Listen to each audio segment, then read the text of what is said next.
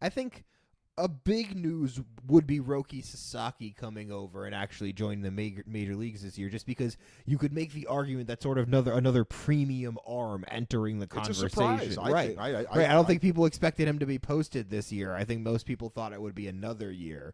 So him jumping over is, I think, a good thing for the major leagues, because now it's easier than ever for an international player to sort of force his way here earlier and earlier in his career. That's a good point. Yeah, I think that is great for the teams, because now you've got another exciting pitching guy, prospect essentially entering the market, because as we saw with Yamamoto, yes, there's a very good chance he's effective, but how much are you actually going to get out of him? Right, and how much is Sasaki going to pitch him? We'll talk about that this year. So this is the guy that had the 19 strikeout perfect game for Chibo, and then he came back and threw 8 perfect innings in the next game, and I guess they pulled him out after 8 innings. So the reason that we're talking about him is he's had sort of events in his baseball career that even across, all the way the other side of the world, we're hearing about how dominant this guy can be at times. Right, and he's young. He's only 23, going on 24. So that's a big deal, unlike, I think Yamamoto was 25, 26 when he was 25, yeah. Right. So this is the youngest guy that's really coming over. I mean, he's even younger. I think he's younger than Soto, actually, which is wild to think about, that somebody's actually younger than Juan Soto, but that is a big deal. In that, you're signing, not only if you can get him and get him early for a bunch of years, you might be really locking yourself into what is an incredible deal. And I don't know how long, obviously, Sasaki will sign for, but he wanted to come here even after last year, and they did not post him. But for some strange reason, some people think, why did they decide to do it now? And the party line is that they didn't want to stand in his way of pitching in the major league. He wants to pitch in the major leagues because he actually would make more money if he waited another year, and they would get more. Chibo would get more money in compensation if they waited another year. So they're kind of doing the stand-up thing by saying, okay, you can go now. They won't get as much. He won't get as much, but he's ready to pitch. But he's ready to come here and pitch in the major leagues, and I think it's also the teams in Japan probably want to show that, because now you become a very exciting franchise for great young players to come and play through, because they know, okay, they're not going to necessarily stand in my way if I want to try and jump ship and go to the major leagues, and that's a big deal. That might make you a much more enticing franchise to come and play for than a different franchise that's maybe known for holding on to their players to get the maximum value out of that. Yeah, I don't know how they do it on a league-wide basis in the Central League and the Pacific League. I think that's what the Central League and I think it's the Pacific League. And these guys come over here, and now that Ohtani's already kind of done this, he's sort of set the way that it's happening now. Yamamoto showed us, okay, that we can do it even younger, and now Sasaki's doing it even younger. I think the Japanese, like, hey, we have some of the best baseball players in the world, and I like that they're letting their guys get out there and play earlier in their careers in the United States. It'll just be interesting to see if there's a point where they're like, wait a second, we're losing too much premium talent. Do the major league teams start rating Japan even more so, because now they're like, okay, wait a second, we can get guys coming over, right? Yes. The major league teams are going to raid Japan even more, and anywhere where they can go and find a quality ball player, and that's what they're going to do now. So now, because of when he posts, and there's no definitive time when that's going to happen up until I think December 15th is the last day that a Nippon League player can be posted. And interesting, the current international signing period ends on that same day. So a lot of teams have already spent their bonus pool money. So that's kind of a little bit interesting. Right. It makes it interesting that it's almost like he knows he needs to be posted sooner rather than later, because the longer it takes, if he gets posted on the 14th, teams might not just have the money available to give him a contract that's going to be worth it for him. And they could wait until January 15th, which now is the new year, and now they've got new bonus money, and they could use it then. So it's kind of interesting. I don't think if he signs early, he might not sign until after January 15th. I think there's a good chance he just waits until that January 15th period, because that's going to maximize his value and maximize his team's value for him. I think it's the Chiba is his team. Yeah. And so I imagine that's what they'll do. It'll be like, okay, we'll let you go early, but wait until the 15th so that we can at least get what we, a little bit more for you. That would make sense to me. And you made the good point about Yamamoto before. Obviously, he got hurt, is why he didn't pitch a full season last year.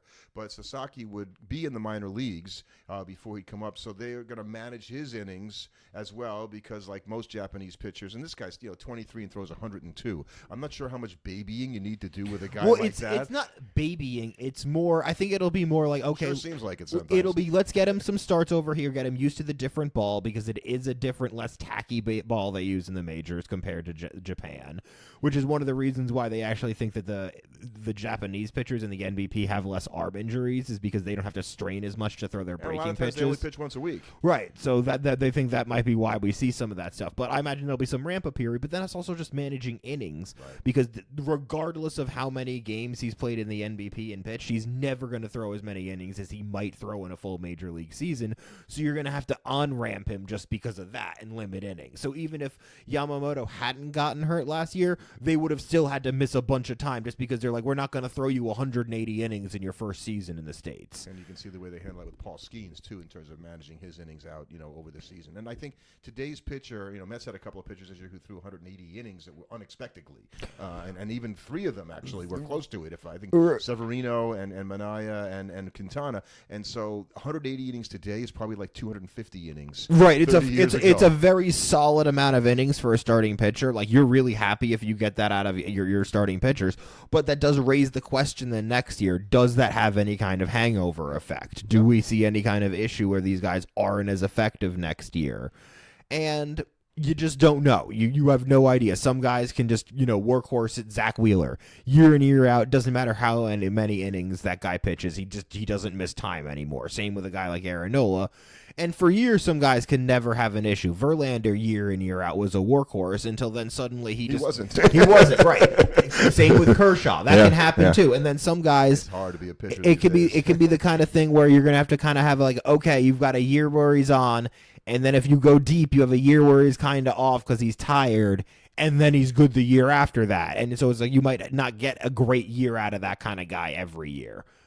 Yeah, and I think Sasaki. Last we saw him around the world was in the WBC in 2023 when he was throwing BBs out there for. He didn't pitch that much. No, he did not. But he did pitch, and he did look good in that tournament. And so you think about the teams that have the inside track to sign a guy. I mean, like Yamamoto signed for $325 million. So I don't know that this guy's going to get that much, but he could. I imagine. I'm not even sure about that.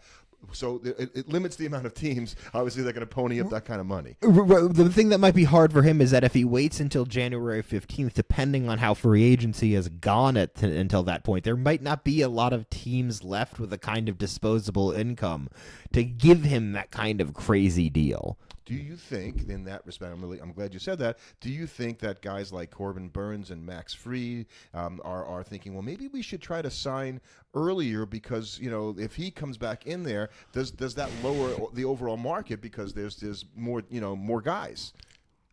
It doesn't lower the overall market because he's so different than the rest of the overall market. He's just a different factor because I think what that would do is that just gives another out for teams that maybe would miss out on other guys. So there'd be teams that would be like, well, we were never going to be in on Corbin Burns, but because we know we'll only be signing him for like 3 years or 4 years and $90 million just because that's the most he can sign for. Well, we can manage that, and then if he doesn't re-sign with us anyway, well, we got 4 years out of the guy. It was worth it. And so I think there's a much higher chance that it wouldn't affect them too much, but there's a higher chance that more teams get involved. And if you watch what happened with Yamamoto this year, and he was injured for part of the season, but he did come back and pitch in the playoffs and the World Series when they needed him, and he was very effective, badly, and he was very good. So I would think any outcome of any of the contending teams, and so the Dodgers are always one of the teams you have to talk about when it comes to. We've got lots of money and we're not afraid to spend it. The Dodgers do that. Right, there is a point where it's like essentially you have to believe that any large name free agent, the Mets, the Yankees, the Dodgers, and the Phillies are all. I throw the Padres in there too. And the Padres, they've shown they're going to spend like that. So you have to imagine any big name guy is going to have those teams interested, and then you're going to have teams like the Cubs. I think the Cubs are going to spend. Giants, I think.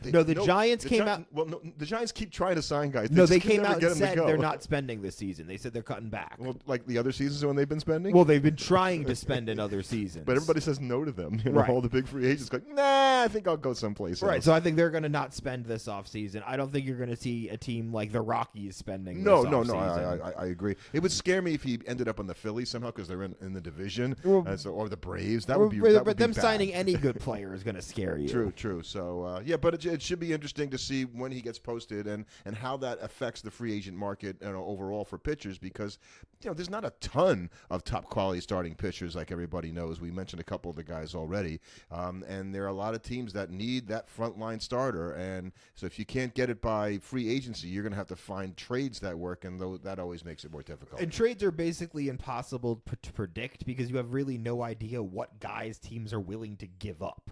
And so suddenly somebody would have been like, okay, yeah, if I knew that guy was on the market, then yeah, that totally changes things. Like, okay, wait a second, I didn't know the Phillies were willing to trade Aaron Nola. Yeah, if you can go and get Aaron Nola as a certain team, that makes sense, Yeah. Well, let's turn the page and talk a little bit about award season now, because we've already had some awards given out, and that would be the Gold Gloves. And I always find the Gold Gloves to be, they're super important, and yet it's just bizarre how it ends up being the guys, because the guys they choose for the three finalists, and maybe I'm still sore, and I'm sure I am, that Lindor wasn't included as one of the three finalists, but he didn't have the top three defensive run saved, which is one of the major things they use. Big thing they look at. So I'm like okay, but I watched the guy play, and I didn't see Mason Wynn it does play feel that like much, a snub for Lindor. Like it does feel like a snub, but they use DRS. That's a big thing they use for specifically for Golden Glove, and the fact that he doesn't rank particularly well in that, even though he ranks crazy well and outs above average, is just it's a quirk of modern baseball. Statistics are sometimes so specific. It ends up being a prejudice without being intentionally a prejudice. Is that the stats are prejudice in that respect? So Patrick Bailey of the Giants won the Gold Glove in a very unsurprising first place. Yeah, he's the best defensive catcher probably. Free agent Christian Walker won at first base. I can't believe Bryce Harper was a finalist, by the way. I mean, Christian Walker was going to win though. It's his third Gold Glove overall. Yeah, and I think as a free agent right now, when you're trying to figure out, okay, we don't want to give that guy a long contract, but knowing that he's really good defensively helps. That really makes a difference. It makes it a lot easier to swallow. Bryce Terang of the Brewers was the winner at second base. Ketel Marte gave it a good run, but finished second. Matt Chapman is the Gold Glove in the National League at third base. So Nolan Arenado finally gave it up. So he didn't even make it as a finalist. No, he is. He's a finalist. He's a finalist, and so is Ryan McMahon of the Rockies. Ezekiel, and there's another Rocky, Ezekiel Tovar of the Rockies. Maybe because you got to cover so much shortstop. Is it a bigger ballpark there?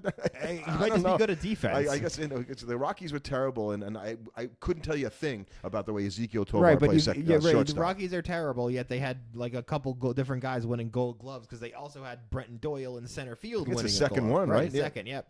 Yeah, so that's just in a row. And in left field, Ian Happ of the Cubs won his third Gold Glove, and that's impressive. Matt Chapman won his fifth at third base. What surprised me was Sal Frelick won his first Gold Glove for Milwaukee out in right field, and I'm thinking back to that unbelievable play he made in the wild card series, which unfortunately knocked him out of the rest of the series, basically. Literally, and almost knocked him out cold on the play itself.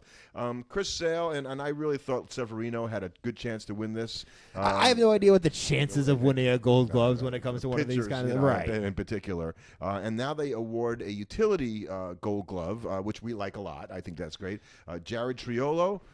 Okay. And how do you is it versatility? Is it just it's quality at the positions that you play. You just have to play enough different positions, innings at different positions to qualify. So how about the American League?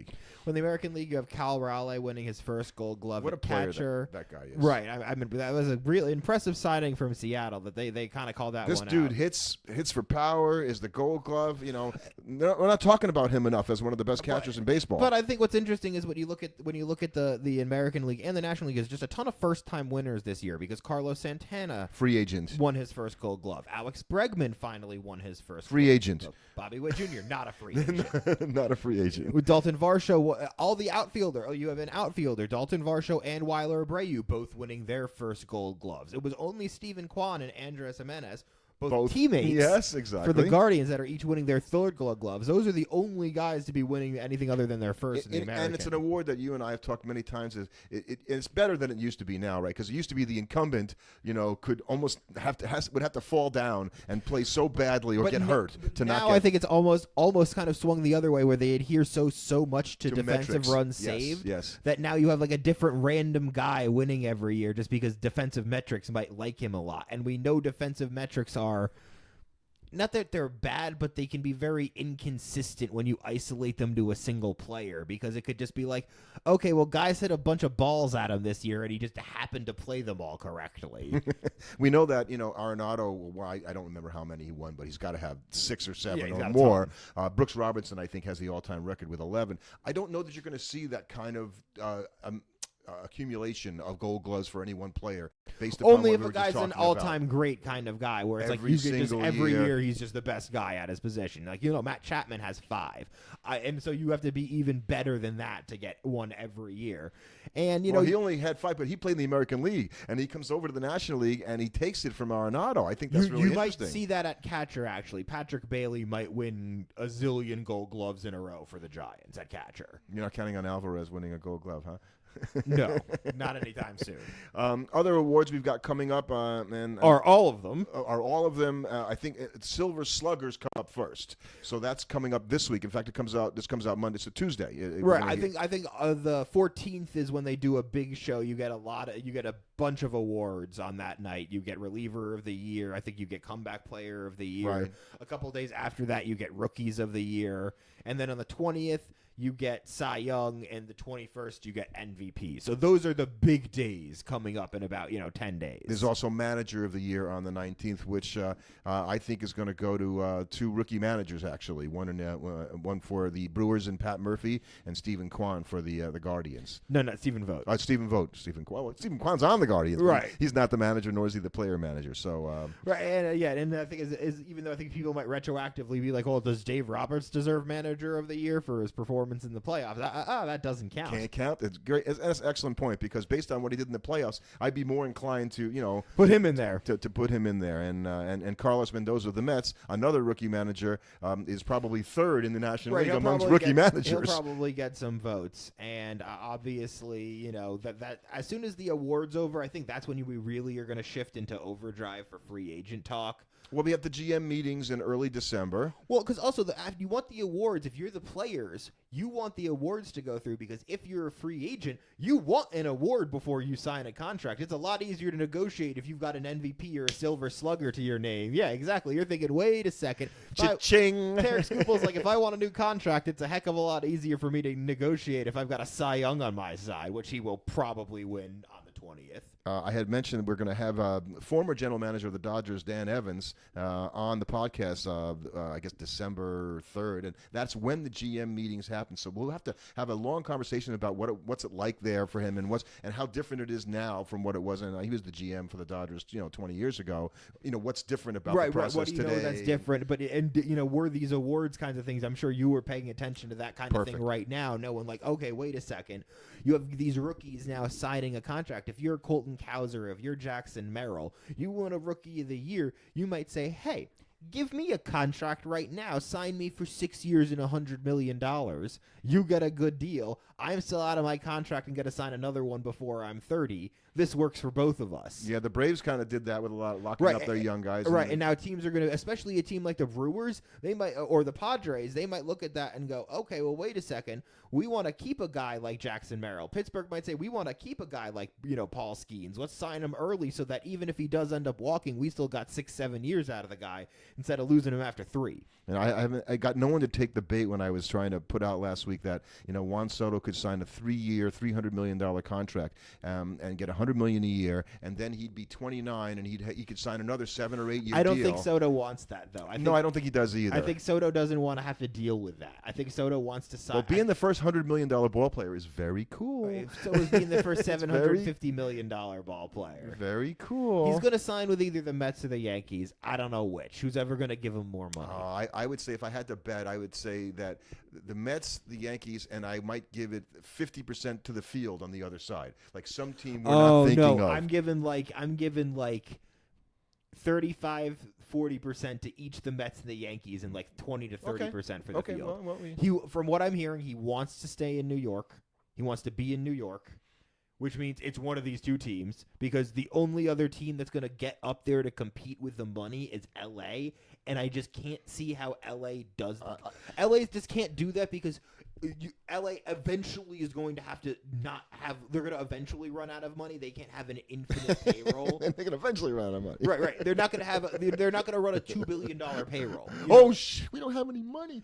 It's sorry about that, Shohei. Right. Oops. We can't pay you guys this year. We spent too much on the contracts, but I think that'll be a thing. Because if you're the Dodgers, you're like, we have to pay other people on this team besides 4 or 5 players. Let me ask you about Soto a second, because I think I can say this. So he's a proud Dominican, and I don't think there's a better city to play baseball in the Major League Baseball than New York when it comes to being Dominican, which has the largest, I think, Dominican population. Which is why he wants to be here. And so in I New can York. see why that probably plays into decisions a lot more than we might think sometimes. Well, as fans. certainly as we think as white fans. Well, not white fans, just saying like we're not plugged into that. Right. We're not plugged into that. If we were Dominican fans, we would be a lot more aware of how the Dominican community views Soto and how important that is to them. And it's probably something that we can't really understand. No, I can. Exactly, we're not Dominican. So, but I think that's the kind of thing that is probably. If I was playing in Japan, right, and there was one city in Japan that had lots of people that were Americans, and you would want to play for that team. I probably want to be around that more than. So I'm looking at it from that perspective. Right, and so I think that's going to be a big part of the reason why he would want to come and stay in New York.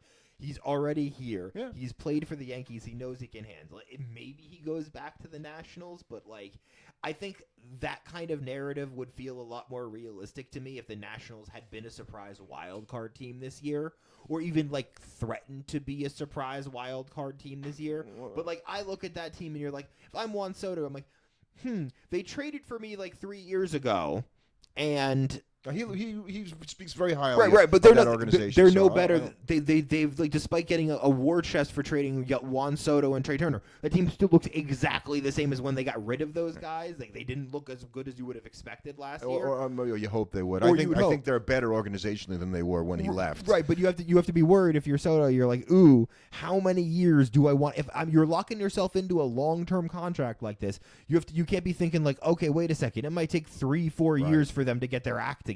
You probably don't want to wait that long. No, he wants to win now. Right. I think that's true. I'll turn the page again. The Classic Baseball ERA Committee has been revealed, and we talk about these. Well, the ballot, not the committee. The ballot has been revealed, right? And so we don't know who the voters are yet. That's actually going to come out in the next, week or two or something like that. And 16 voters. This is where it's just weird because of the mix of players you have on this. You have Dick Allen, Ken Boyer, Josh Donaldson. No, John Donaldson. John Donaldson. Okay, Donaldson. That was what was throwing me because I was misreading that as Josh Donaldson. I'm like, how did he end up on this list? Steve Garvey, Vic Harris, Tommy John, Dave Parker, Luis Tiant. So that's not nearly as weird a list because I don't think there's some randomly modern player mixed into it. And it's a little sad that Tiant, who just passed away. I mean, he's one of the names that sort of jumps out on the list. And you wished. I think he said something to his family like, if they elect me to the Hall of Fame after I'm dead, nobody go to the ceremony. Right.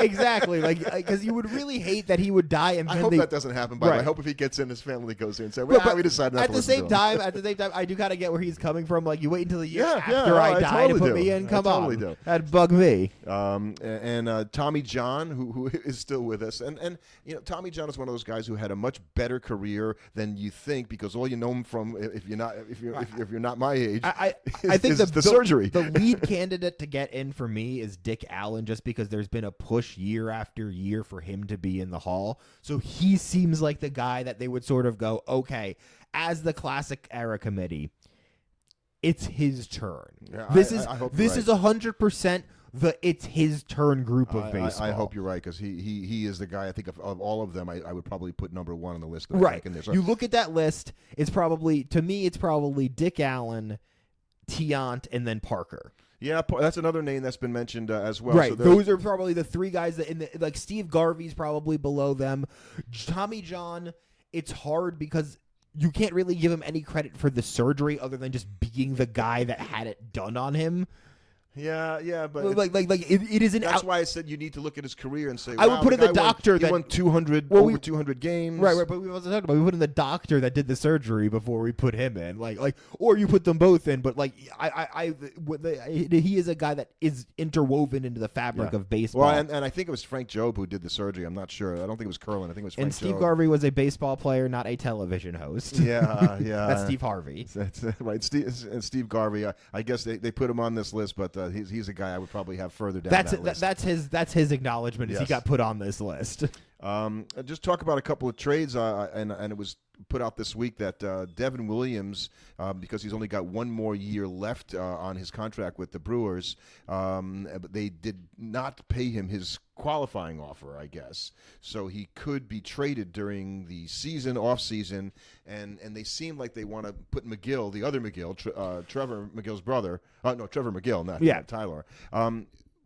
The Mets, this is a guy that I got to believe a lot of teams would go, even if he gave up the stupid 3-run home run to Pete. Like, that was a pretty isolated little incident. play, But I think it's the kind of thing where most teams go, we could trade for him now, but we'd have to trade a lot for him because we'd be getting a full season and then pay him. Or we could trade for him at the deadline and have to give up way less because it's only a rental for an off season, and they've lost a lot of their negotiating power in that trading area. So as a Met fan, how do you feel? I would wait to trade for Devin Williams until the trade deadline. And I would say go get him now. I think go get him now. I just don't like the idea of running out to go trade more prospects for a reliever that I then have to go and sign. I just think this is, you don't see guys like this dangling. There's David Stearns knows how good this guy is, obviously, having had him in Milwaukee. I hope the Mets are there for this guy. I really do. I'm very, very bullish on bringing him in. I guess for being so hard for the idea of go trade a bunch of prospects for a reliever, because you can't really be like, oh, he's a closer, because as you've been talking about, the closer is dead. Right, but you need just great arms at the end of the game, and that would totally change the Met bullpen, anybody's bullpen, if you've got a closer like that. You could have. If you had Devin Williams, you could have been the Milwaukee Brewers this season and have him blow the game. Well, they traded Josh Hader, so they do have a history of giving out guys like that. Blew the ooh. There's not a closer out there you can say that. Right. But I think that's also part of the reason why. So have a lot of guys. I think it's just interesting. One of them might work. That the value for Devin Williams is depressed, not necessarily because of the home run he gave up, but because teams are just like, okay, it's not like trading for a starting pitcher. There's only so much value you're going to get out of Devin Williams, and if he's not great at the biggest moments, go get him. He's not Go get worth him, Steve. it. Go get him, David Stearns. Go get Devin Williams. I want this guy. You just want to get any player that's you. Well, I just want to have something to go into the season as a Met fan next year. Going, okay, what did you do in the bullpen? Well, yeah, we got a couple of guys. We added them in there, and maybe this guy's going to feel like that's it. I mean, that was the the Achilles heel last year. Right. Well, I think you're going into this season hoping that Edwin Diaz 2025 is better than the Edwin Diaz he got in 2024. But even if you do, you still need more than they have by a lot. Right, but you don't need look at the Dodgers. They did it without having what you would call traditionally elite bullpen arms. They got Blake Trainin to peak at just the right time, too. But it wasn't like they went out and got the Josh Haders and the Devin Williams of the world. So that's why I'm reluctant to give up assets for a guy that's going to impact such a small number of innings. You can't, as much as pressure is important and you want your best pitchers pitching in the biggest innings, it is still only 3 outs. Giving up key prospects that are going to be impacting the game on a larger percentage of the innings. If I give up a batter for Devin Williams and that batter goes on to play multiple... I'm not saying give up Vientos. But that's what I'm saying is you have to think about that. Whoever you're giving up for Devin Williams is going to, if he makes the major leagues, is almost immediately then just a better value than whatever you're getting out of Devin Williams. That's an excellent argument, and you're still not convincing me. But it really is. I understand where you're coming from. Maybe I just have it for this player, and I want this guy. But I think it's just really interesting. I think our team's looking at pitching like this, where they go, it doesn't. When I'm trading for Devin Williams, what I am trading for is an elite pitcher who can get me a certain number of outs. How much do I want to give up for that many outs? If you're thinking Devin Williams on average is probably going to pitch 65 to 75 innings in a full season. That's 210. We'll cut the difference, say 210 outs. That's not a lot of outs. If you give up 3 prospects for 210 outs out of the insane number of outs you need to get in a season, I could come up with a few prospects I might be willing to trade. Oh, and I'm sure I could too. I got a couple. But it just makes it so difficult. I think that what just makes it really interesting thinking about it, because it's almost easier to trade for a position player because you know the amount of value you're going to get out of that if he makes it. Another free agent from the Brewers, interestingly enough, known by David Stearns very well, is Willie Adames. Who apparently the Mets have offered, and apparently that's a real deal, 7 years and $160 million for a guy who is a shortstop. The Mets have one of those. Right, they apparently want him to play third. They want him to play third, which is, to me, it is a wake-up call for Pete Alonso and Scott Boras going, oh, you see, we were already planning to move Vientos to first base, so if you want to come back here, you better be reasonable. It's just in what we're you're asking willing for. to move Vientos to first base. So that and play Adames at third. And play somebody else at third, because what that's saying to them is, okay, Scott Boras, if we really need to, we'll put Vientos at first, play Baty or Mauricio at third, and we'll spend our money. We'll go get Corbin Burns and Blake Snell this offseason. Wow, you could dream about that. I just, that's a path that they could take, yeah. Or they'll just be like, listen, we're going to give Juan Soto so much money, it doesn't matter. We're not signing. So and like you said before, that is the likeliest they're going to back up a truck for the guy, and he's going to get $600 odd million. Right. Because the other thing for Met fans, and Met fans have realized this, is like the amount of how well Juan Soto fits this team right now. Like in particular, it's insane how perfect a fit he is. Like, yes, obviously it's Juan Soto. He's a perfect fit for any team, but for this Mets team who's in desperate need of left-handed power, right, a outfield bat, right, and a right fielder. Oddly enough, he was one of the nominees for a Gold Glove this year, and I watched this guy play. Going, he's got a decent enough arm, but that's about the nicest thing you could say about Soto defensively. Like wow, talk about being by reputation. By the way, I guess Kyle Tucker was hurt, so he probably didn't qualify. Or else I think he might not have been the guy. Just a couple other last things, and the Bellinger, the GA meetings were this week. I'm sorry, right. So the meeting in December, the winter meetings. The winter meeting. They do these meetings where they kind of just all get together and I just like have coffee. And they're all going. So Steve Cohen and Stearns are going to Scott Boras' house. So I guess he's entertaining the Mets and the Yankees. Everybody's coming to him. Well, Scott Boras, it's really fun this season because he just spends his time thinking of like what are the worst puns he can tweet about his players. He was talking about how this isn't just a bear market; it's a polar bear market for Pete. Yeah. I'm talking about that kind of stuff. Cody Bellinger decided to stay with the Cubs. Probably wise. Like Gerrit Cole deciding to stay with the Yankees. He tried. Cole floated out, that he's thinking of opting out of his contract, and the Yankees had this rent. So, oh yeah, you want to opt out of your contract? Sure. And he said, well, hold on a second. Maybe I was being a little hasty. Well, apparently they were saying that the Yankees also hopped right on that as a sort of a favor to Boras to help in the negotiation with Soto. Oh, okay. I hadn't heard that. Right. That's the thing, because Cole's also a Boras client. So it's like, okay. So that's the thing. He represents so many of the big players that they all know, look, you go with him when you want to get the most money. Right. And when you're a guy like Soto, who knows this is going to be the big one. This is going to be his crazy contract, and he's got his pick of the teams right now. And with the way and with the way it looks like baseball teams are run nowadays, you're not necessarily going to get a 10-year World Series contention window, but you're going to have a 10-year window. Which are the Dodgers. Right, but if you go sign with one of the good teams, you'll have a good chance to have a 10-year window where you're making the playoffs every year. I think that's enough right now. And that's enough for most. One of those years or 2 or 3 of those years, you have a shot at winning it all, and you're happy just to be in the mix every year. If you're in the mix every year, eventually you're going to get hot and win one, unless you're the Yankees, apparently. I said last thing, you started the podcast by talking about where to watch the teams, and that had a little bit to do with what went on with Diamond Sports this week. Right, they're losing teams left and right, it feels like. The Reds have now backed out of their Diamond Sports Group, and so has the Braves.